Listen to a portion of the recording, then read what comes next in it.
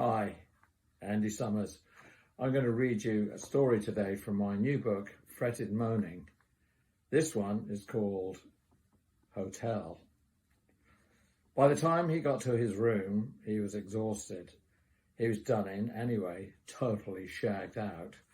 Too many shows. This should have been a day off. What the fuck? He snarled to himself. What are we doing here in this godforsaken town in the middle of nowhere? He needed to lay down, get still in the darkness for half an hour, let it all come back together before the bloody sound check. The show wasn't until midnight. Too bloody late. But that was the way it was in this country. Not much happened before 10 p.m, and that was early. He tried to throw his big black suitcase onto the case stand and felt something go in his back. Fuck. He shouldn't have done that. Too much baggage as usual. But there was no easy way to tour. Maybe he's getting past it. The music was one thing, the life another. He pulled his toilet bag out from his suitcase, went into the bathroom, pulled out his contact lens case, at least that was where it was supposed to be, and then stubbed his foot on the pillow, and then studied the bed and felt the pillows. The usual shit, big bouncy foam fuckers that were useless to sleep on. Who designs this shit, he thought. They should take a course in anatomy. He flung the pillow across the room, cursing them. He then took 2 big bath towels, folded them, past where the pillows had been, He then took 2 big bath towels, folded them, put them where the pillows had been, and ripped one of the cases off a pillow and placed it over the towels. He went over to the pathetic, thin, light-revealing curtain, praying for blackout blinds, but there were none. Shit, hotel, he cursed under his breath. He undressed and got into bed in his underwear and was just sinking back, but felt filthy and decided he really needed a hot shower. He got up and went into the tiny bathroom and turned the lever of the shower. He pushed it to the red, presuming that meant hot.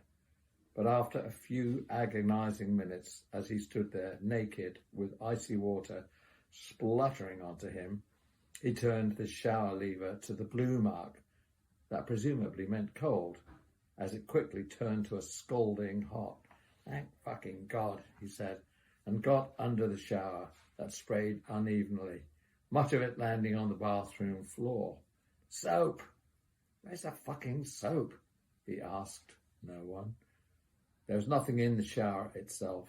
He stepped back out of the cubicle and saw a tiny packet of soap by the wash basin.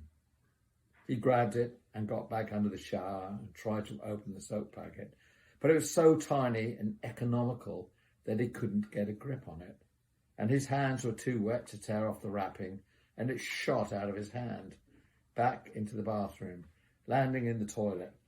Okay, what fucking ever. He shook his head and tried to come up with some sort of philosophical line. Whatever doesn't kill you makes you stronger. Yes, good old Nietzsche. He had one for every moment in life, and fuck the soap. That should have been one of the lines as well.